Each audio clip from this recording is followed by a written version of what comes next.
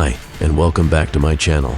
This video is all about how to build your ultimate critical auto attack Qatar F2P build, intended for PVE and MVP scenarios.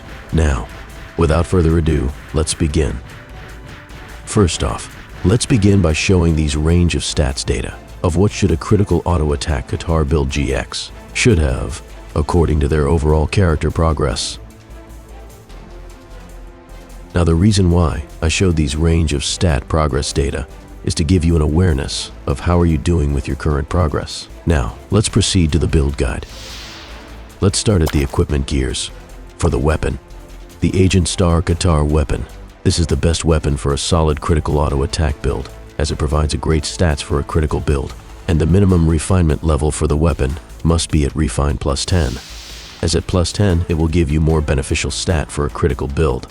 Now, a higher refinement than plus 10 is greater than a plus 10, since every refinement provides an additional critical damage stat.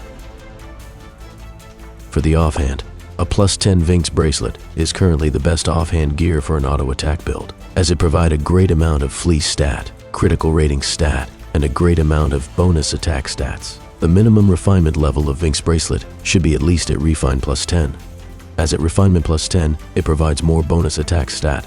Otherwise, the plus 12 Adventure Rift offhand gear can provide a greater attack stats and a better overall damage output than a below plus 10 Vinx bracelet offhand gear. For the armor, the plus 10 Ninja Suit Moonlight Star armor.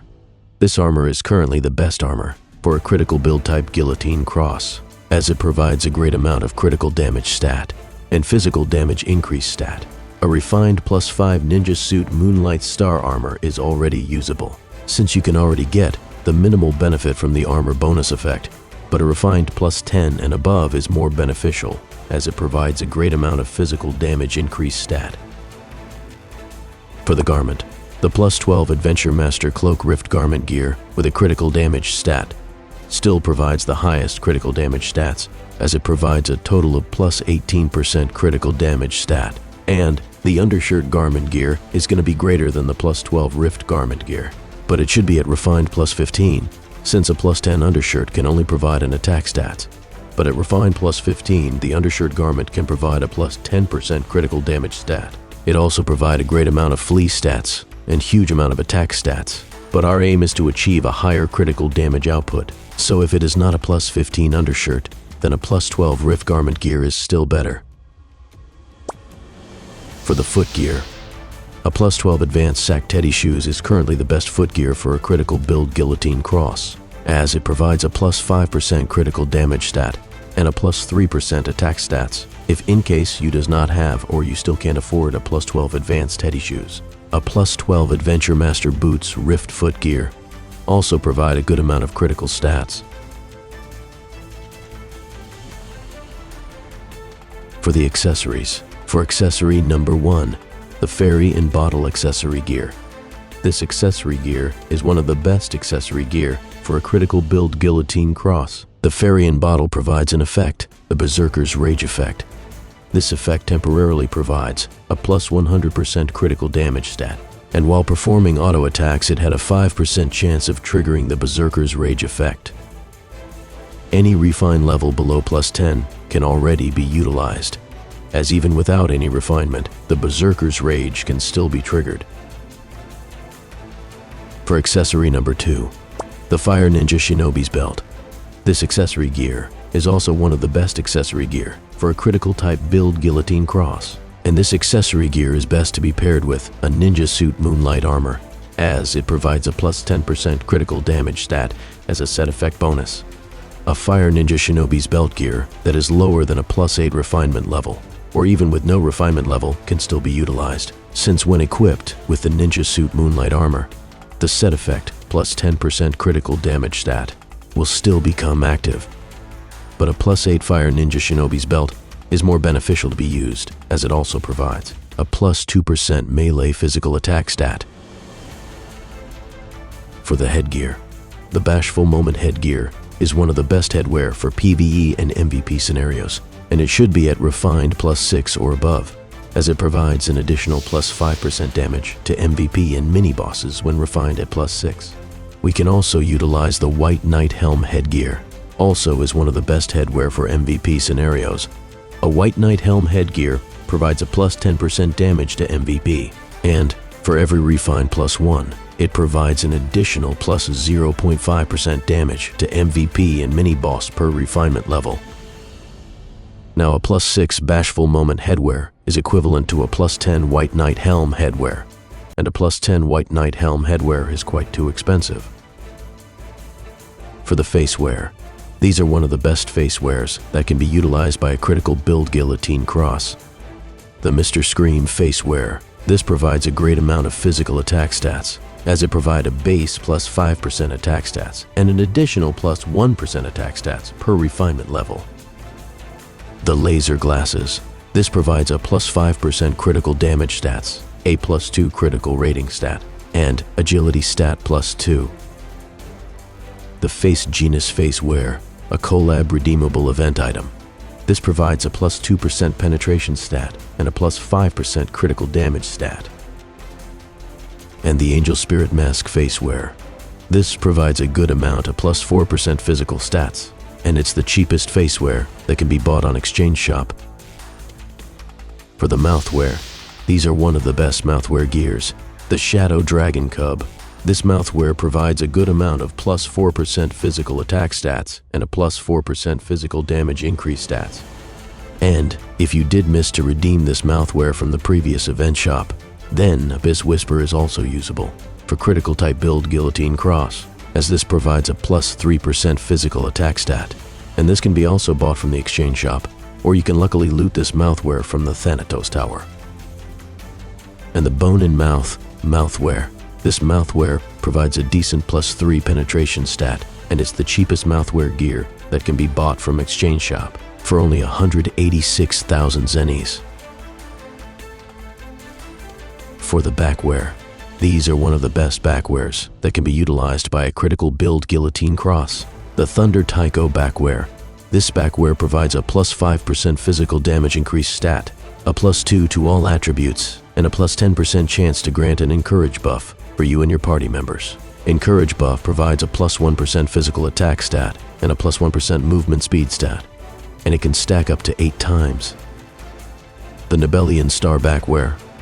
This backwear provides a plus 5% penetration stat, a 15% chance to gain a star effect buff, and the star effect buff gives you a plus 200 attack stat, but it'll also give you a negative 100% defense and magic defense in return for 10 seconds. And while performing attacks, it also had a chance to summon the Star Blast effect, which also deals a damage to surrounding targets. And if you had missed to buy this wonderful backwears from the limited skin shop, then these are also your best choice for a guillotine cross critical build backwear, the Devil Wing backwear, and the portable Devarucci backwear. The Devil Wing backwear is a character-bound item, and you can only craft this backwear, and the portable Devarucci backwear can be bought from Exchange Shop for 3,400,000 zennies. For the tailwear, these are one of the best tailwears that can be also utilized by a critical build guillotine cross, the Speedo Sonic tailwear. This provides a plus 2% auto attack damage stat, and it's not that much of a boost, but it can boost pretty decent amount for your overall auto attack damage output. And if you had missed to redeem this event tailwear, then these are your other options. The Mechanical tailwear. This provides a plus 2% attack stat, and at refinement level plus 5, plus 10, and plus 15, it increases your attack stat by 10, 20, and 30 respectively. This tailwear can be crafted and can be bought from the Exchange Shop. The Ice Crystal Pouring. This tailwear provides a plus 3% penetration stat and a plus 3 to all attributes, and this tailwear is quite too expensive on Exchange Shop, as it will cost you 88,800,000 zennies. And lastly, the Ninetales and Devarucci tail. These tailwears provide plus 5% flea stat. This doesn't provide any physical attack stats, but the plus 5% flea stat is quite useful on PVE scenarios, as having a decent flea stat could improve your survivability rate against physical type attacks. And both of this tailwears can be crafted and can be bought from the Exchange Shop NPC. Now we come to gear enchantments. For the weapon, accessories, offhand, armor, garment, and footgear. It's beneficial for your overall damage to primarily aim for these normal attributes stats.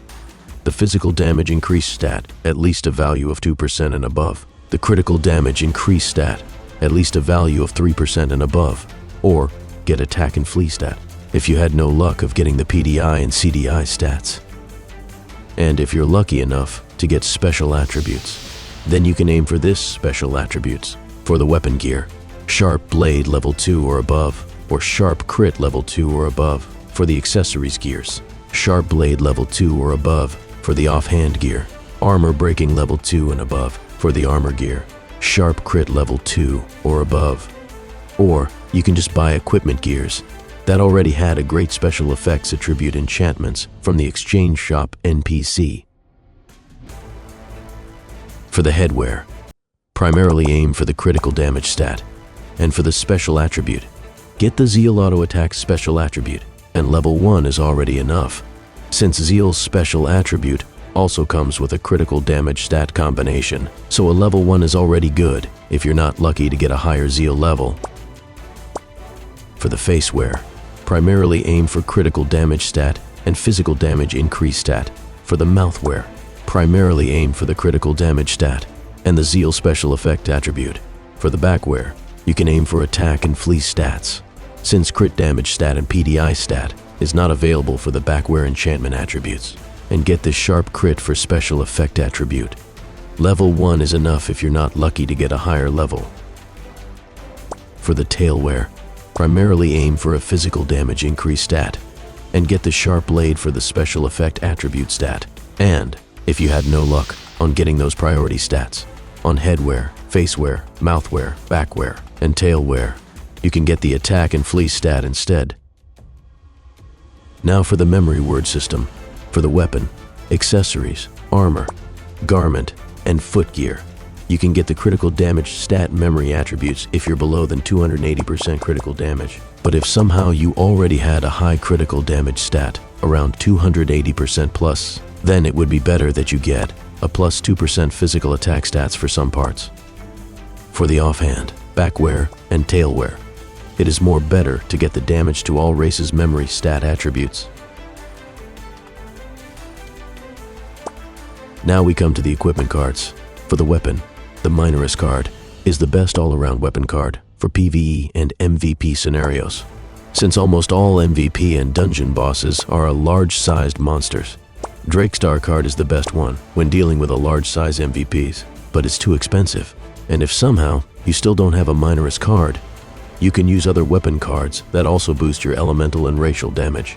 And these are the list of weapon cards that you can utilize aside from the Minorous card.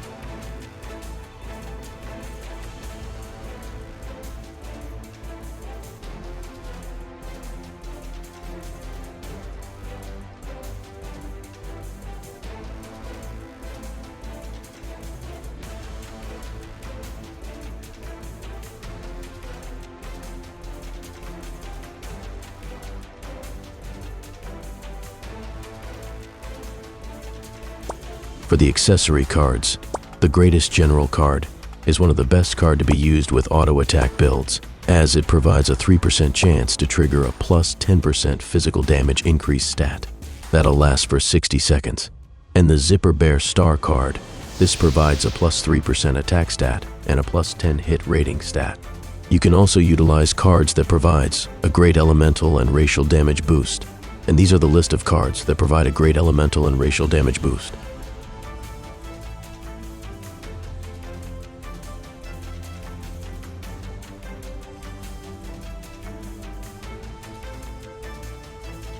You can also go for the best all-around advanced card, the Valkyrie Rathgrisi accessory card. This card provides a plus 3% physical damage increase stat and a plus 8% critical damage stat. It's quite expensive as this will cost you a 100 million zennies. And the Biochemistry Baphomet card. This card provides a plus 2 to all attributes and a total of plus 11% physical damage increase stat. And it's currently at 500 million zennies at the exchange shop NPC. For the offhand card, the Meryl Rollins card is the best all-around card for For a damage boost to MVP and mini-bosses, this card provides a plus 5% damage to MVP and mini-bosses. It is free and you can obtain it from a certain character progress quest. And the Alice Star card. This provides the highest damage boost to MVP and mini-bosses, as it provides a plus 15% additional damage to MVP and minis. And it's quite expensive. It'll cost a 571 million zennies on Exchange Shop. And you still need to prepare a mark card, just in case if the MVP you're dealing with can also cast a freezing effect skills. For the armor card, the Heart card. This card provides a plus 10% damage to MVP and mini-bosses, and aside from this is one of the best armor card for PVE and MVP scenarios. It can be also obtained for free from a certain character progress quest. For the Garment card, the Mayfair Lince card. This provides a plus 5% damage to MVPs and mini-bosses, and this can be also obtained for free from a certain quest or a character progress reward.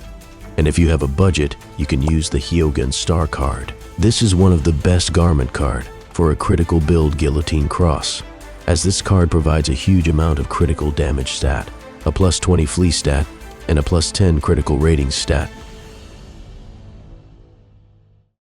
For the Footgear card, the Traceless card.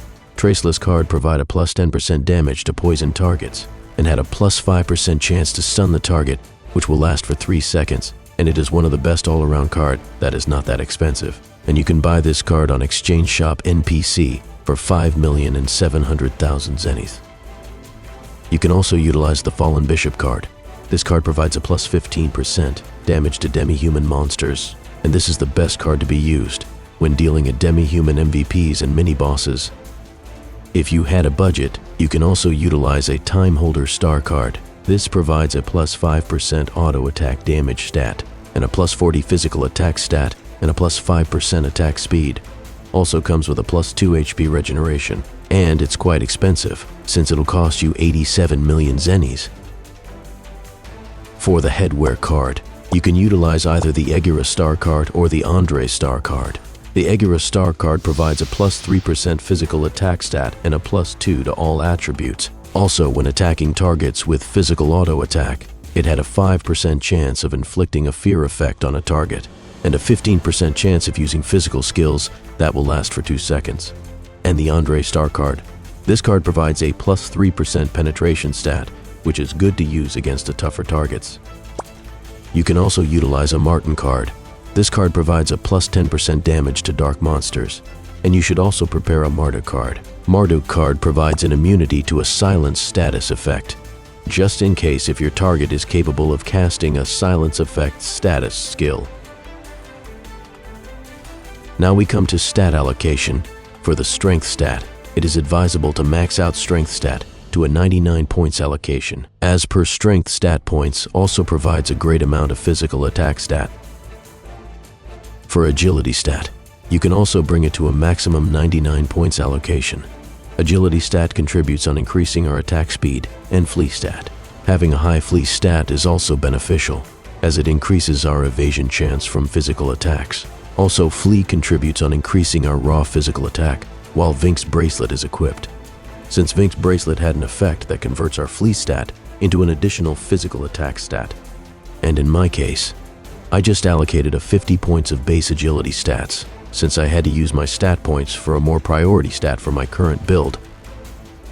Vitality stat. A Guillotine Cross class does not benefit that much of having a high amount of vitality stats on PvE scenarios. You can allocate some points on it, but your survivability performance on PvE scenarios would not improve that much. Intelligence stat. A critical auto attack build does not benefit anything from intelligence stat. The dexterity stat. We need at least a total of 50 dex, just to remove any casting time from our skill, such as Poisonous Smoke skill, and just try to hit a total of 50 dexterity stats, as dexterity stat had no contribution on increasing our overall critical damage output. Luck stat. This stat mainly contributes on increasing our critical rating and critical resistance stat, and every 5 points of luck, it also adds a +1 physical attack stat. Typically, a 50 to 60 luck stat is already enough for a typical Guillotine Cross critical auto attack build. But in my case, I brought my luck stat to to a maximum 99 points allocation. Since I'm using Hyogun Star card inserted on my garment gear slot, and as having a high amount of critical rating also contributes on generating an additional critical damage stats. Now we come to skill allocation. For the Thief skill allocation, level 10 Improve Flee passive skill, level 10 Hiding skill, level 10 Enchant Poison skill, and the remaining 10 points is up to you if where you want to allocate it. And in here I placed my remaining skill points on Ambush skill. For Assassin skill, level 10 Qatar Mastery passive skill, level 10 Sonic Blow skill, level 5 Sonic Acceleration passive skill, level 10 Enhanced Enchant Poison passive skill, and level 5 Backslide skill. For Assassin Cross skill, level 10 Advanced Guitar Research passive skill, level 10 Assassination Heart passive skill, level 10 Assassination Halo skill, and level 10 Enchant Deadly Poison. For the Breakthrough skill points allocation, level 15 Improve Flee passive skill, level 15 Sonic Blow skill, level 20 Advanced Guitar Research passive skill, level 20 Assassination Heart passive skill, and level 20 Enchant Deadly Poison skill. For Guillotine Cross skill, level 10 Poisonous Weapon skill, level 10 New Poison Research passive skill, level 15 Poisonous Smoke skill, level 5 Hallucination Walk skill, level 5 Cross Impact skill, and level 5 Dark Illusion skill. For the Master skill, this is my current Master skill allocation, and I still don't have an extra budget to upgrade my Spinning Shiv's Master skill. Spinning Shiv's Master skill is quite viable on PVE scenarios, and contributes well on increasing your overall DPS performance output. And this is my Prepare for Elite setup. For PVE scenarios, Poisonous Weapon must be activated after Enchant Poison skill activation, and the Poisonous Weapon buff must be always on top to avoid the cancellation of the new Poison Research passive effect. Now, we come to the Acer Monument System allocation.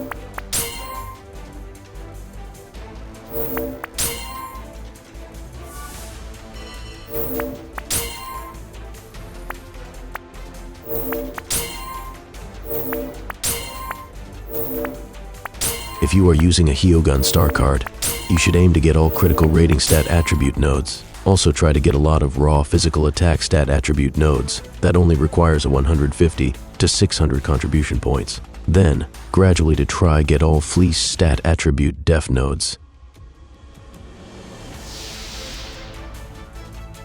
Now we come to the Valkyrie Blessings and Prayer of Goddess system.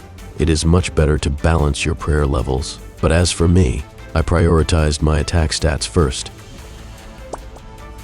For the Blessing of Goddess, for attack blessings, prioritize these stats in order: critical damage stat, penetration stat, physical attack stat, and damage to demi-human stat. For the Def Blessing, Def and Magic Reduction stat, then Def and Magical Def percentage stat. For the Element Blessing, Poison Element damage stat should be prioritized first, then gradually upgrade all element reduction stats.